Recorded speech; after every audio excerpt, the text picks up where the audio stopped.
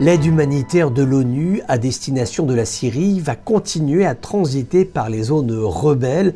L'accord qui avait été signé au mois de juillet dernier par le Conseil de sécurité des Nations Unies est arrivé à échéance lundi. Il n'a pas été revoté, il a été reconduit tacitement.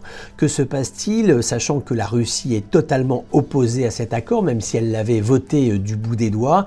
Eh bien, Moscou a décidé de ne pas monter en charge sur ce dossier pour se concentrer préférentiellement sur 3 autres rendez-vous qui sont importants et qui vont avoir lieu en ce premier trimestre de l'année 2022. Il va y avoir cette réunion au niveau présidentiel à Astana. Seront présents donc les présidents de la Russie, de l'Iran et de la Turquie. Il y aura ensuite le Conseil constitutionnel de la Syrie.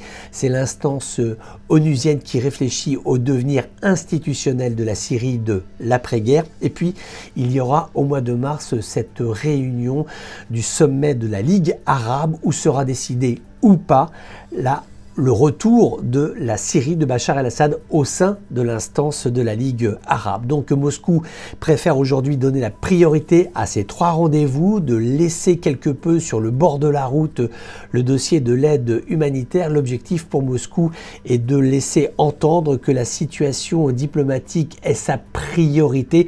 Or, sur le terrain, nous avons depuis quasiment 7-8 jours beaucoup de frappes aériennes russes qui touchent la province d'Idlib, essentiellement des centres vitaux comme par exemple des fermes avicoles.